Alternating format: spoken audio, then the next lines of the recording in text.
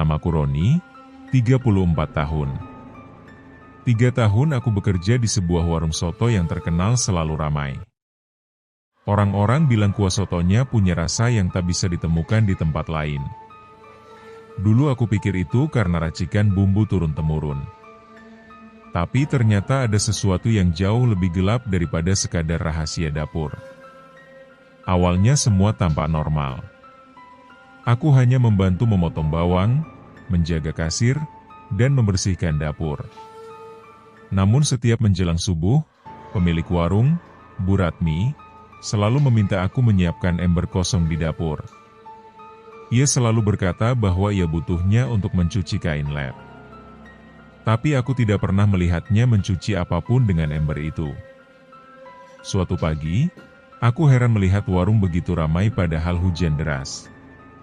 Biasanya pelanggan malas keluar rumah saat hujan. Tapi hari itu, orang terus datang tanpa henti. Mereka semua tampak sangat ingin makan soto, seolah ada sesuatu yang menarik mereka. Aku mulai merasa ada yang tidak beres. Kecurigaanku bertambah ketika aku menemukan sebuah kain putih kusam di bawah meja dapur.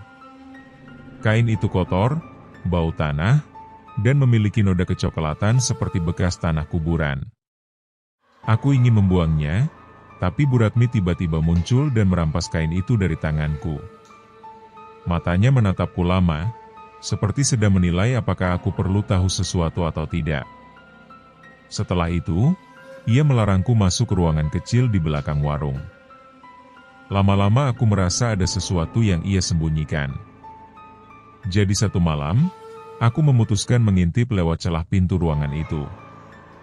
Ruangan kecil itu remang, dengan satu lilin menyala.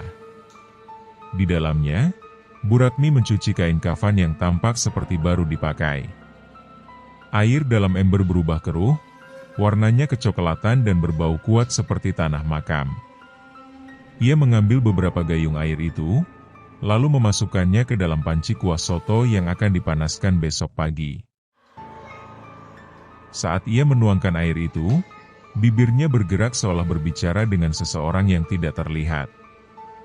Aku tidak mendengar suaranya, tapi bulu kuduku berdiri saat melihat bayangan di sudut ruangan yang tidak berasal dari tubuh siapapun. Mulai hari itu, hidupku berubah. Setiap malam aku mimpi terbaring dengan tubuh terikat kain kafan. Ketika wajahku dibuka, aku selalu melihat diriku sendiri dengan mata kosong.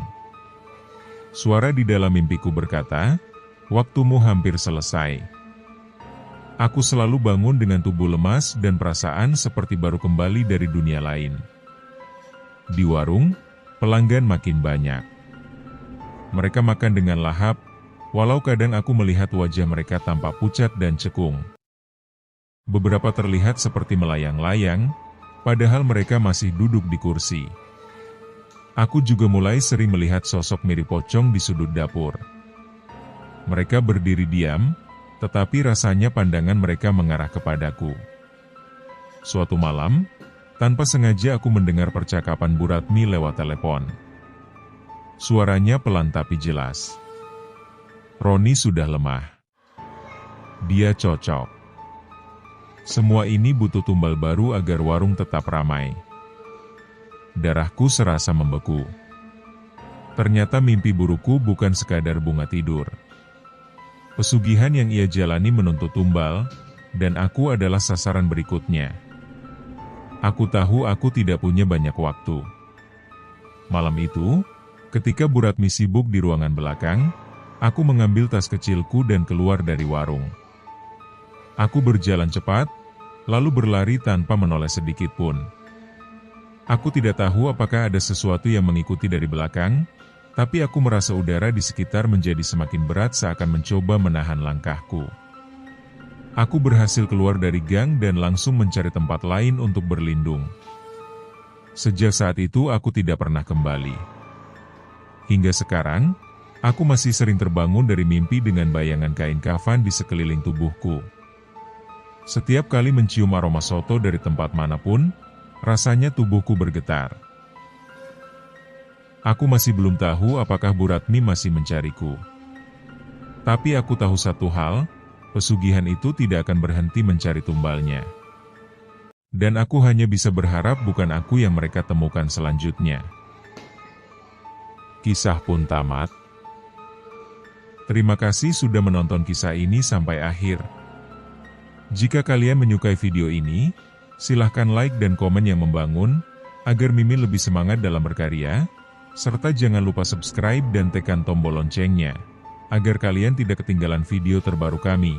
Terima kasih.